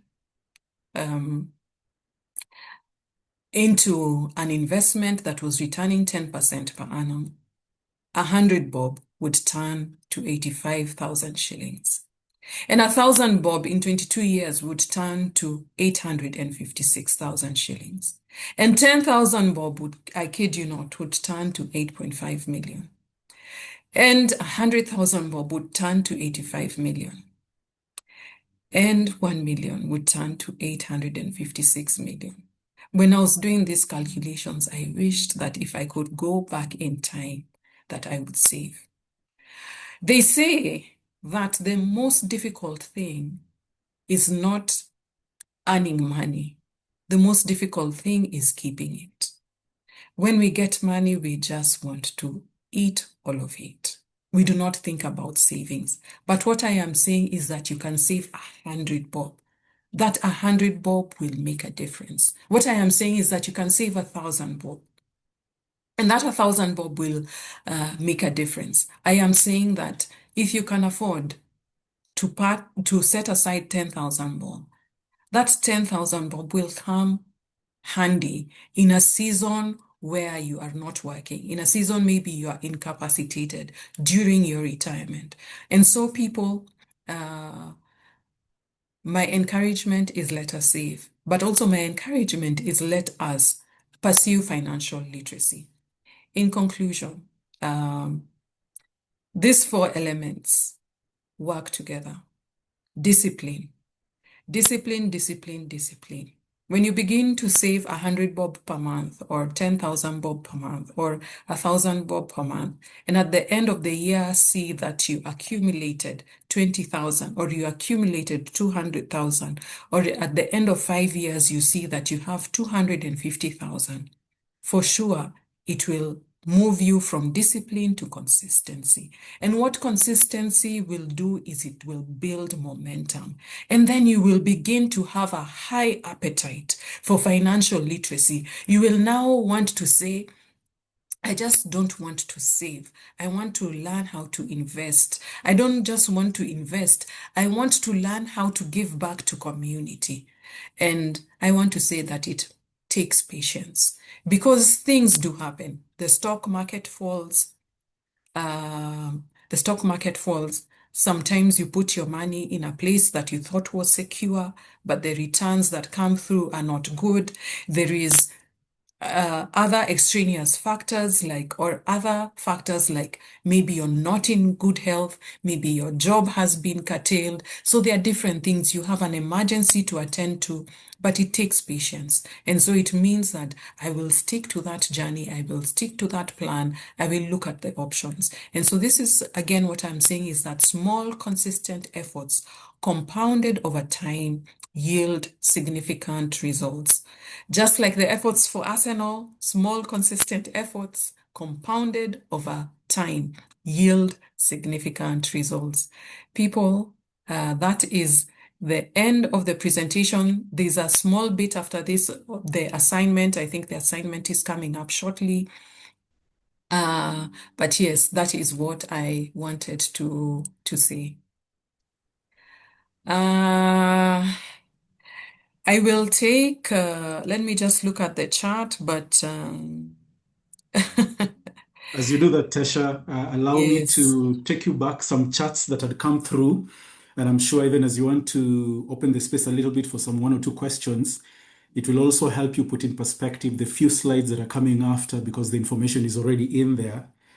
Farida was asking, can you advise about financial saving and investment for 15 years plus individuals? I think Farida is probably thinking, hey, time has run out. Do I still have the ability and space to be able to still save and be able to invest?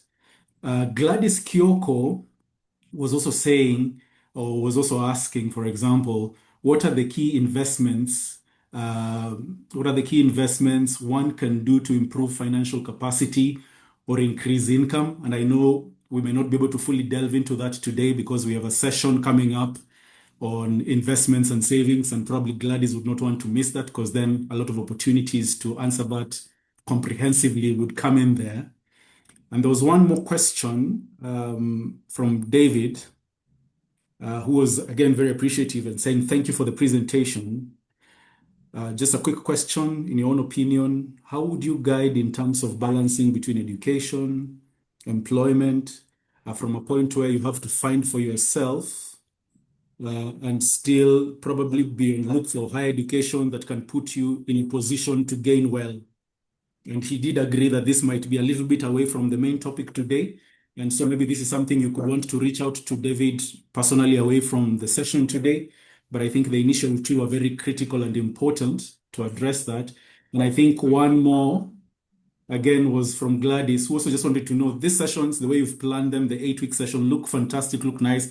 But what's the cost? And I know that's some few slides coming in after this. And probably at a very critical point when the sessions are supposed to happen and maybe somebody is not available, like probably Gladys is saying there's some classes here where she has some commitments and may not be able to attend, what next? So I'm just highlighting that as you proceed with the next few slides and as you open the floor up, whatever you respond to could probably be answering a few questions that maybe other participants also had in mind, but had not been able to put on the chat. So I throw it back to you. All right. Thank you, Nick, and thank you everyone who has everyone who is just engaging in the chat. I just want to say that it is never late. They say, let me not quote it. It's something about when is the best time to plant a tree. So, but the best time to plant a tree is now, and you will see the result. It's never late. We always feel like it's never late. I remember talking to a friend of mine and I was just saying, I feel like it's very late. And she said, but why would you say that it is very late and yet there's sort of like 20 years ahead of you or 40 years ahead of you? Life expectancy has increased. And so people are living longer. And so the best time to save is now. And so it's never too late. You can just begin now. I think the thing is, if you're able to organize your finances, begin to shed off behaviors that begin to dent your finances, then you're on the right path. So you don't have to feel behind. You just need to begin to write your goals, and you'll see one of the assignment questions is, what are your goals? And when you begin to write your goals, you actually just begin to see them coming into fruition and saying, oh, a couple of years ago, I wrote that I want to be able to buy a car. And within 10 years, you find that you've been able to save towards that particular goal. So I just want to encourage you that it's never too late. I saw one of the people in the room and who continue to save and invest. I saw her comment and I was reading, and because I know her, I was like, this is a nice thing, because it, even at the point where I would think it is late for her, she feels that she can continue in this journey. And so I am stressing that it's never late. And if you've seen those calculations, if you have 100 bob, you can begin today. 22 years is not so far. And hopefully in those 22 years, we'll continue to see Arsenal win the league. Yeah, I just needed to throw that in there. In terms of key investments, yes, as Nick mentioned, in subsequent sessions, we will have a session on savings and investments, but top of mind, the things I can think about is there's banks. Their interest rates are not as attractive as other investment options, but there is banks that give a return in fixed deposit account. There is SACCOs and there are money market funds out there. There's treasury bills, there's treasury bonds, there's the Nairobi Stock Exchange. So there's a plethora of investments that are available. What you need to do is to begin to watch business news. What you need to do if you are in a SACCO, begin to attend your SACCO meetings, look at the financial statements and see where your SACCO is investing. And make sure that your SACCO is a credible one. Begin to, even in the newspapers, when they publish, and unfortunately, with COVID, newspapers almost went out. But when you get a hold of financial statements, just look at them. You will see where people are putting their investments. Begin to speak with people and ask them questions.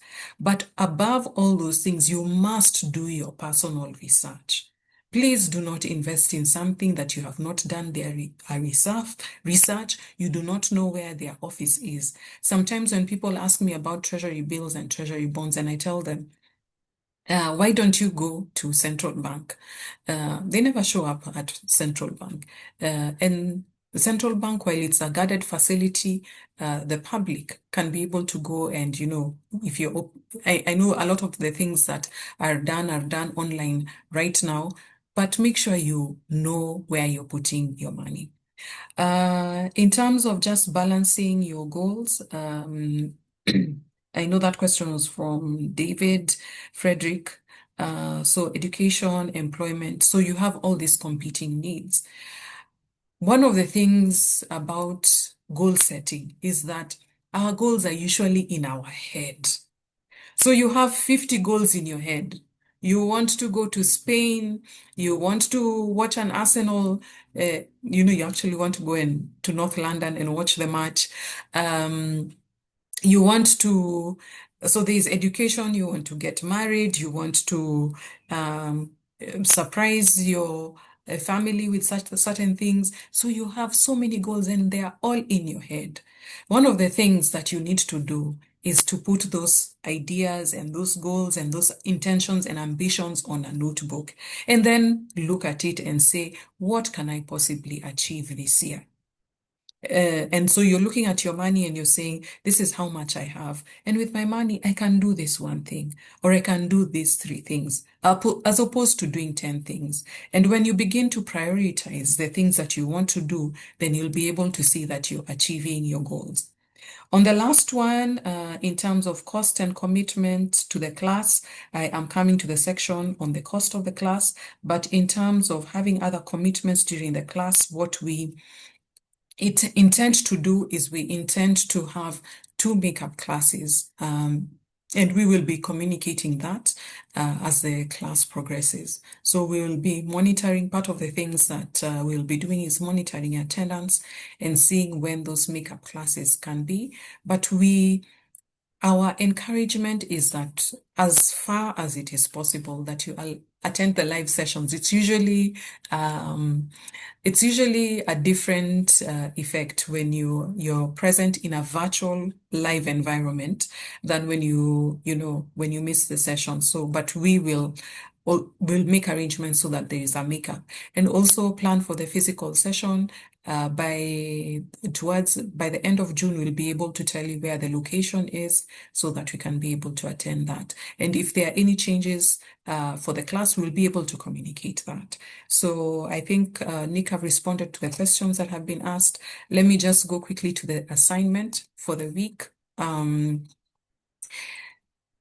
Remember that our second pillar is to equip you with the tools, and the assignment is one of the ways of equipping you with the tools that you require. And so I know we're calling this, for the ones who had already signed up, you saw a pre-assessment survey. This is a financial planning survey. This financial planning survey is your first step towards growth in this 8-week series. And this financial planning survey will help you as an individual evaluate where are you in this 8-week roadmap that we have drawn, we have put forward. So you'll be able to evaluate your own position. And And once you complete it, you'll receive an email, which you can always go back and say, oh, many years ago I was here and here. This is where I am today. And so there's that financial survey. It will also help us know what your needs are so that you can be able to respond to everyone's need in the class effectively. The second assignment is write your goals. Write at least 10 goals you want to achieve between July 2026 and July 2036. For these assignments, these are personal assignments that you take away, and it is your responsibility to, one of the things is that, this personal finance journey is very personal. And so it's your responsibility to take accountability for your own growth. And one of the ways you can do that is by completing the assignments. I will not, in the next sessions, I will not mark and check, but these assignments build onto the next class because we will be discussing goal-oriented budgeting in the next class. And so I ask you as well to prepare your June 2026 budget. I know we are 6 months into the month of June. Prepare your budget. At this point, I do not want to give you a template. I just want you to prepare your budget. Then when we come to class, then you can be able to refine your budget. Extra reading for the class today. Extra reading. This book is always out of stock. I was trying to get it from, one of the bookstores. So it's out of stock. So it retails. There's this copy that retails for 900 shillings, and there's another copy that goes for about 1,500 shillings. It's the same book. It's called The Richest Man in Babylon by George S. Clason. I like it because it was written in 1926. And it's a nice book to read because it's a story, so it makes... it's not very difficult to, to digest. So I encourage people to look for the book and buy that. And so this assignment will be emailed to those who have signed up for the class. Of course, for those who will get the recording, you can be able to use the assignment to begin your own financial journey. And so, good people, I come to the very, very end. So today we were getting started, which was the financial literacy advantage. Next week will be the budgeting process, the goal-oriented budgeting. Week 3 will be financial behavior. As a man thinketh, so is he. We'll go to navigating good and bad debt. Then we'll have a guest speaker for week 5. In week 6, we will talk about, week 6 is basically insurance and estate planning. Week 7 is about giving, and we'll again here we'll talk about giving to Caesar, giving to community, and giving to God. And week 8, we will have a physical session, the investment session. So the financial literacy advantage session is over, and so we will now proceed to goal-oriented budgeting in our next session, which is next week on Saturday from 8 to to 10 a.m. Yes, I am Team Brazil. World Cup is starting. Please plan yourself. These classes were supposed to start at 7:30. We've moved it to 8 o'clock because of we've moved them to 8 o'clock because of World Cup, and we hope that you will be able to attend. We tried to see what to move about, but maybe during the classes, we do understand that World Cup is something that is important to some of us in this space, but classes will be 8 to 10 o'clock. So the program logistics, it's an 8-week hybrid 8-week hybrid sessions. So 7 of the sessions are virtual. The 8th week is physical. 8 Saturdays from 8 a.m. to 10 a.m. with the exception of the 8th Saturday, which will be from 8 a.m. to 4:30 p.m. And we hope that this class will be practical, insightful, and thought-provoking. In fact, I am hoping that this particular session has been practical, that it has been insightful, and that it has been thought-provoking for you. And so again, this session's run. We finished our first session today, June 6th. So June 13th, we take our next session, and it will run up to July 25th. And again, the last session will be delivered as a full day workshop. So we will communicate on WhatsApp, and 𝗵𝗲 will be reaching out to the signed participants so that we can get you onto our WhatsApp group. We also have a dedicated phone line, and we'll be sharing the line shortly, and assignments and every communication will be sent on email. For the registration, the standard cost for this program is 17,500.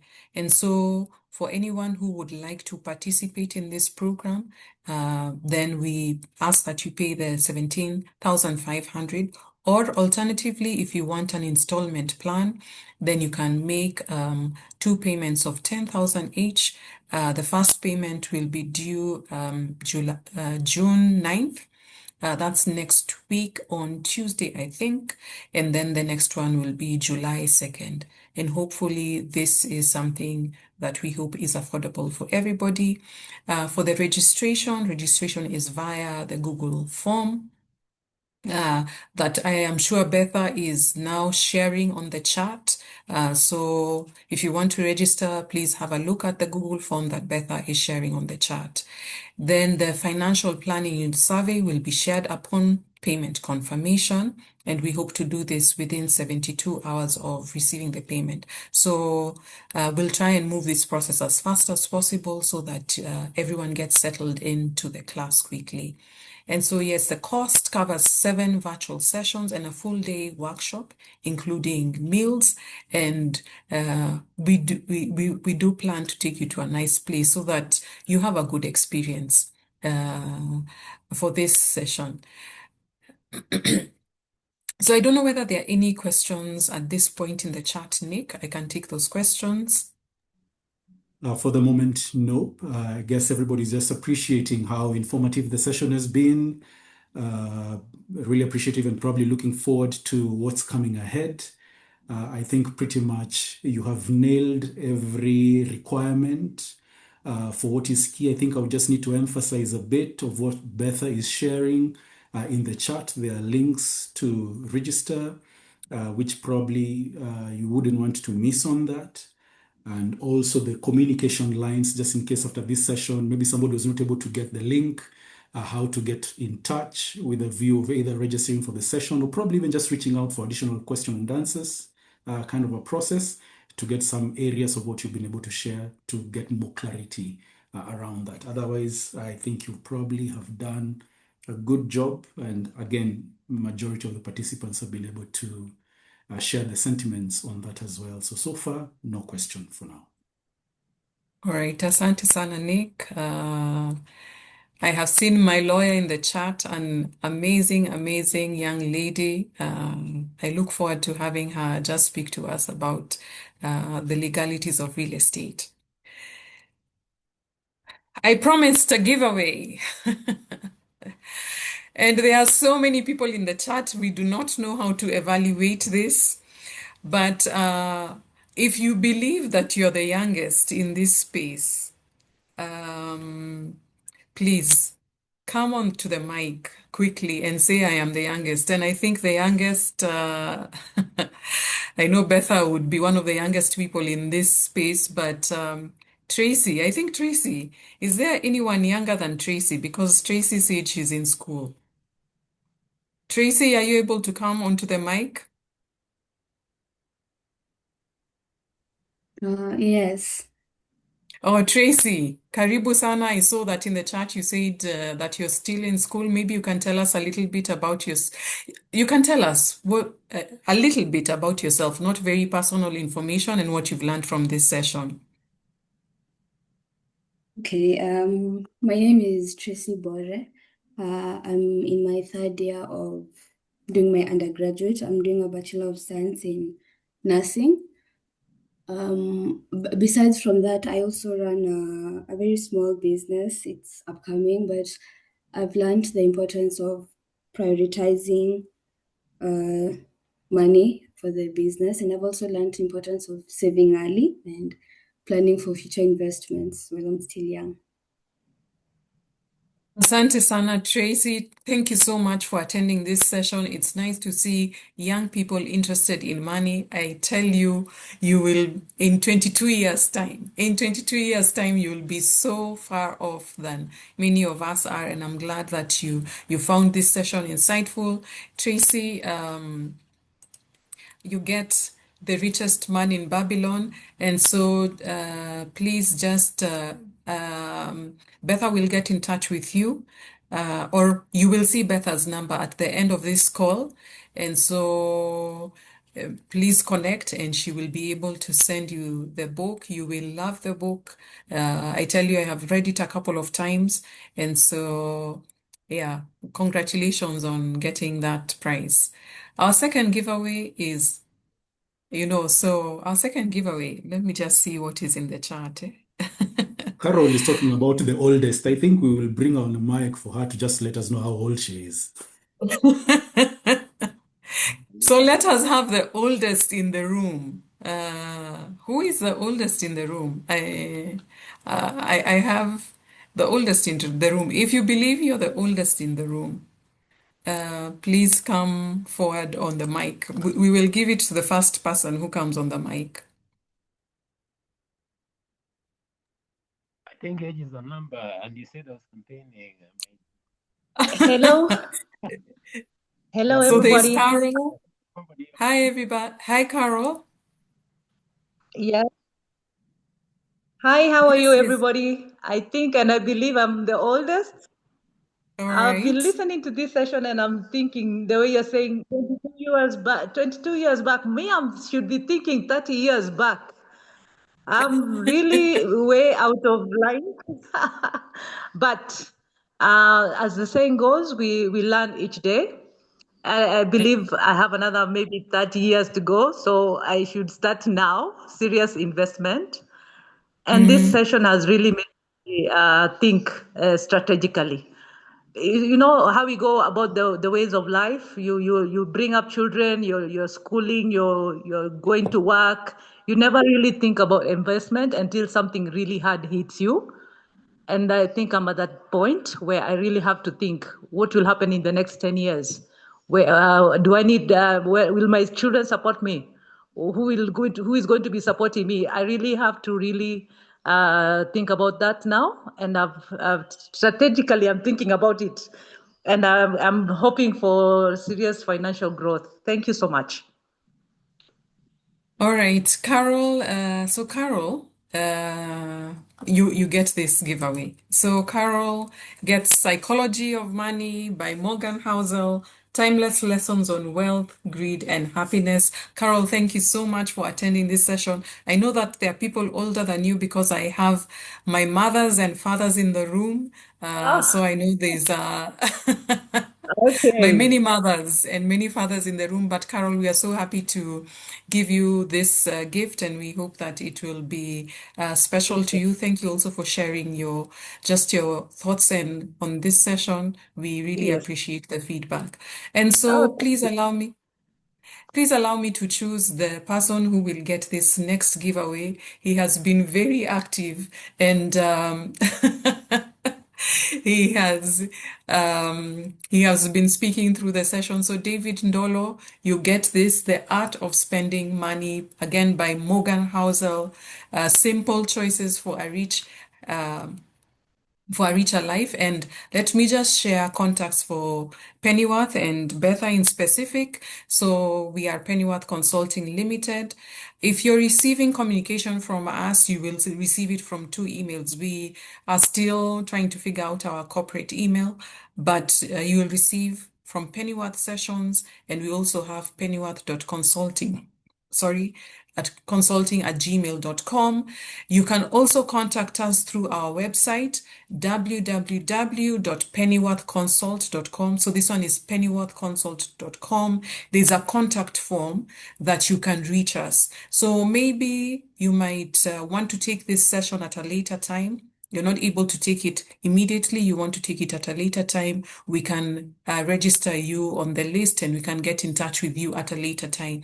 Maybe you have a different issue where you just feel that you need support in a certain area. We can also see how we can organize for a single session where you want us to probably look at a specific issue and we can discuss that. Or maybe you want to reach out to us on other training services. So whether you want us to take you through some financial management training, because we do have a pool of accountants who can carry out that training, whether it's a risk training, whether it's accounting services or tax services, we can be able to connect you with professionals, because one of the things you will see in our site is that we do work with consultants. If you have a specific need, we can also direct you to a specialist, probably who handles insurance, who handles investments. So feel free to use the contact section in the website.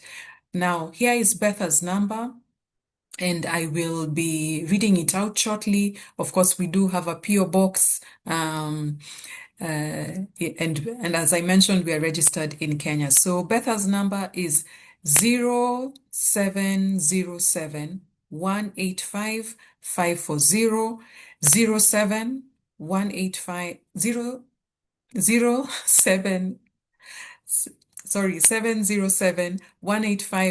540. So 𝗵𝗲 will reach out to you. We respond to every email that comes through, so feel free to write to us. 𝗵𝗲 is also sharing a feedback form. We would like to hear from you. We would like to hear what you thought about this session and how we can help you in future. So please fill in the feedback form that 𝗵𝗲 shares. And so thank you so much for spending this morning with Pennyworth. Our tagline is Financial Management Solutions, helping individuals, groups, and organizations make informed financial decisions and achieve sustainable growth. Thank you for being here. I do not take it for granted. When you get the video, share it to your friends, to your families, and let's walk this financial journey. Follow Pennyworth. We are on Instagram. We are on TikTok, courtesy of 𝗵𝗲. We are on LinkedIn, and feel free to interact with us. We are open for any conversations. So that is what I want to say. Asanteni sana.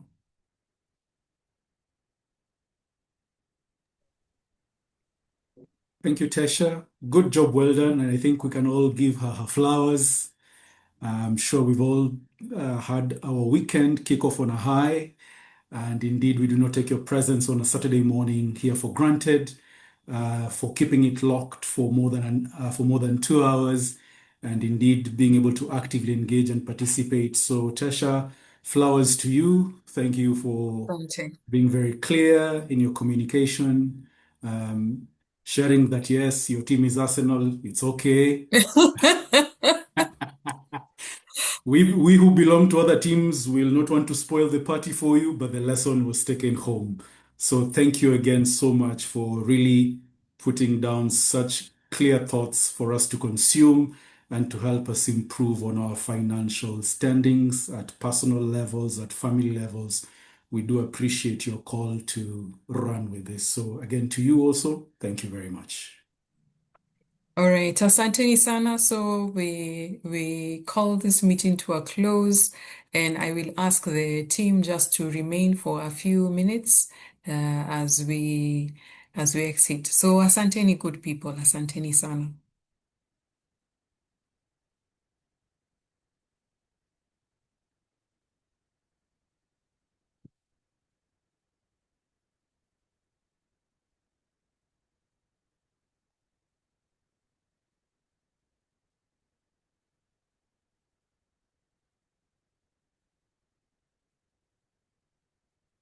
Nick, you did not fix your music. Michelle Madenga, nice to see you. Nice to see you. Lupi, we've gotten your number. Thank you. Aisha, student number 1, nice to see you, and thank you so much for your support. Nice to see you, Tesha. Nice to see you, Michelle. All right. Nice weekend. Nice weekend.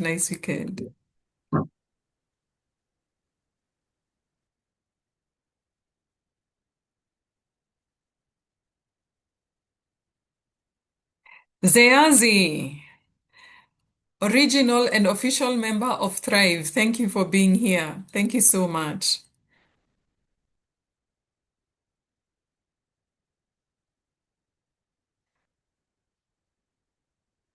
Thank you, Lupi, and thank you for logging in from Tanzania. Very nice to see you. Asante, asante sana.